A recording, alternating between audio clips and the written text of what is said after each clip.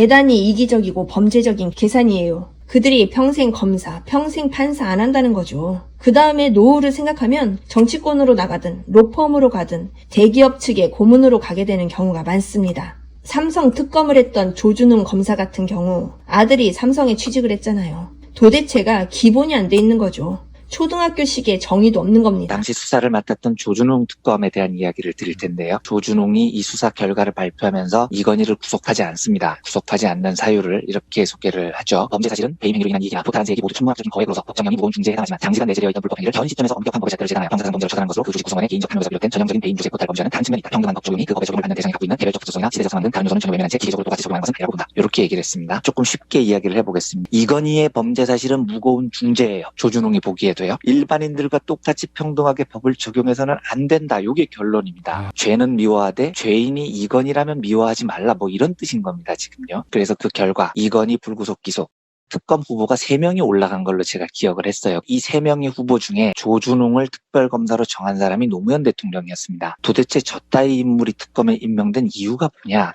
형, 특검 후보가 셋이었는데 조준웅이 그중 제일 나았어. 이러더라고요. 그 당시 선정된 과정은 이래요. 선택은 노무현 대통령이 했는데 특검 후보 추천권이 대한변호사협회에 있었던 겁니다. 변협이라는 곳은 굉장히 보수적인 곳입니다. 이 삼성 비자금 사건은 김용철 변호사의 양심 고백으로부터 출발을 한 건데 변협이 김용철 변호사를 보고 의뢰인 비밀을 누설했다면서 징계를 거론하기도 했어요. 그래서 당시 여당이었던 대통합민주신당은 변협에 추천권을 줘서는 안 된다. 반면 한나라당이 이 추천 권한을 대한변협에 줘야 된다고 주장을 했죠. 이 특검에 관한 법률안이 11월에 통과가 되는데 국회에서 압도적 다수를 잃었던 한나라당의 주장이 받아들여집니다. 특검 추천권이 대한변협으로 넘어갑니다. 대한변협이 삼성 특검 후보로 3명을 올려요. 고영주, 정홍은, 조준웅이었다는 거예요. 제가 나중에 정원이 총리가 되고 고영주가 그 지랄을 하는 걸 보고 왜 그때 법조 후배가 형 조준웅이 그나마 나아요 이렇게 이야기를 했는지 이해가 나중에 되더라고요. 노무현 대통령이 조준웅을 특별검사로 임명했을 때 한겨레 20일 보도를 보면 청와대 관계자는 삼성 특검에선 검찰도 주요 수사 대상인데 3사람 모두 검찰 출신으로 채워서 최소한의 구색도 맞추지 않았다. 대통령의 임명권을 침해한 것이다 라고 말했다. 법조계 안팎에선 변협이 법규상의 추천권을 남용해 대통령을 조롱했다는 말까지 나왔다. 청와대 관계자는 검찰과 한 덩어리의 이해관계에 얽혀있는 변협이 검찰 논리에 충실한 인사를 특검으로 내세워 검찰이 크게 당하지 않도록 배려한 의도가 엿보였다는 것이다. 이렇게 기사에 나와 있습니다. 변협이 올린 3명의 후보는 후보가 올라가는 순간부터 이 특검은 제대로 될 수 없는 운명이었습니다. 조준웅 특검이 2008년 4월에 이건희에게 면죄부를 주고요. 다시 변호사로 업무 복귀를 합니다. 이듬해 2009년 이건희는 사면을 받죠. 그리고 2010년에 무슨 일이 벌어지느냐. 조준웅의 아들이 삼성전자 과장으로 입사를 합니다. 유착질을 하고 보온질을 하는데 이걸 이렇게 대놓고 하는데 한국 사회가 당시에는 이걸 제어할 힘이 없었던 거예요. 조준웅이 2008년에 이건희에게 면죄부를 주고 이건희가 사면을 받은 게 2009년 12월입니다. 그런데 딱 한 달 뒤 2010년 1월에 조준웅 아들이 삼성전자의 과장으로 들어간다. 당시에 조준웅 아들이 어떤 상태였냐면 이 친구가 사법고시에 계속해서 떨어진 겁니다. 10몇 년 동안 사실을 쳤는데 안 됐어요. 그런데 보통 사법고시를 10여 년 정도 쳐서 안 되면 진짜 사람이 폐인 가까이 됩니다. 사회에서 받아주는 데도 없어요. 삼성의 과장으로 입사할 때 이 조준웅 아들 나이가 36이었다고요. 36까지 사실을 안 냈는데 그리고 무직으로 남아있는 사람이 취직이 될 것 같습니까? 그것도 신입사원도 아니고 과장으로요. 이 문제에 대해서 한겨레가 보도를 했는데 조준웅한테 전화를 걸어서 물어봤더니 조준웅의 반론이 뭐였냐면 그걸 왜 나한테 묻냐 이랬다는 겁니다. 기자한테요. 당신이 특검 맡아서 이건희 불구속 기소했고 그걸 기반으로 이건희가 깜빵 가는 걸 면했고 그래서 이건희가 사면 받았고 그로부터 한 달 뒤에 네 아들이 10년 동안 사법고시 패스 못하고 있다가 삼성전자 과장으로 특재가 됐는데 그럼 그걸 너한테 물어야지 누구한테 물어보냐는 겁니다. 삼성의 반론은 더 객관입니다. 조준웅 아들 채용은 특검과 무관하다. 그게 아무 상관이 없다는 거예요. 이게 한국의 재벌들이 법조인과 권력자들을 관리했던 방법입니다. 그런데 우리는 이 말도 안 되는 짓을 제어를 하지 못했습니다.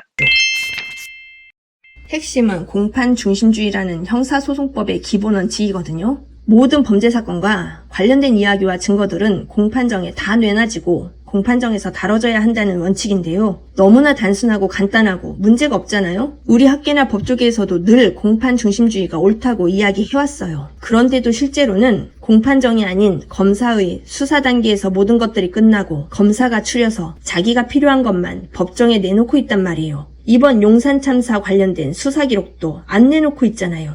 말이 안 되는 거거든요. 공판 중심주의가 있는 국가에서 법원에서 판사가 내놓으라는데 왜 안 내나요? 안 내놓으면 그건 사법방해죄로 검사가 구속이 돼야 하는 거예요. 그런데 우린 그렇지 않거든요. 사법제도가 어떤 것이 바람직한 모습인지에 대한 답은 나와 있는데 그쪽으로 가지 않고 있는 거죠. 왜? 불편하니까. 그렇게 되면 결국 검찰이 가진 권한이 위축되고 전관예우 같은 것이 불가능해집니다. 어떻게 해서 우리가 법조인이 됐는데 왜 그렇게 피곤하게 매번 해야 되느냐라는 공감대가 법조 3륜에 형성되어 있는 것입니다. 전관들에게 수억을 주면서 어떤 것인가를 했다면 전관을 살 수 없었던 상대방에게는 엄청난 불이익이 가해졌을 거라는 거죠. 이게 우리 사회의 정의의 수준이라고 볼 수 있어요. 우리가 그동안 접한 사건들의 예를 보면 너무나 엉터리 같은 기소가 있었고 누명 쓰고 나중에 항소심에서 뒤집어진 사례를 많이 보거든요. 그런데 1심에서는 안 그런단 말이에요. 1심 판결 자체가 엉터리로 형식적으로 진행되다 보니까 대부분의 경우 항소심에서 붙자 이렇게 되는 거예요. 1심에서는 돈이 없고 가난해서 국선 변호인을 썼던 사람도 항소심에서는 국선 변호인에게 의뢰를 못해요. 땡빚을 얻어서라도 전관을 찾아가는 거죠. 그러니 범죄 사건에 연루가 된 서민들은 몽땅 가진 놈들에게 다 빨아먹히는 구조라고 해도 과언이 아니에요. 전관들은 대부분 로펌에 소속되어 있어요. 경찰 일선에서도 그런 하소연 같은 이야기가 나와요. 아무리 봐도 이것은 합의 보고 끝난다든지 또는 뻔하게 집행유예나 벌금형이 나올 것 같은데 갑자기 구속이 되고 1심에서 실형이 떨어지더라. 그건 뭘까? 이 사람이 주변 이야기를 들어보면 자기와 유사한 범죄를 저질렀는데 결국은 집행유예 판결로 나오더라. 전직 판사나 전직 검사 출신 변호사를 사니까 나오더라. 이게 퍼져 있는 거예요. 결국은 전관이 아닌 정말 열심히 실력 있게 뛰어다니는 변호사들은 굶을 수밖에 없는 거예요. 이런 전반적인 구조가 너무나 잘못되어 있다는 겁니다. 전관예우를 몇몇 사람들에게 의례적으로 주는 것으로 도덕적 비난을 하고 말 문제가 아니라는 거죠. 국가 사회를 뒤흔들고 개인이나 가정을 완전히 말살시키는 폐악적인 범죄입니다.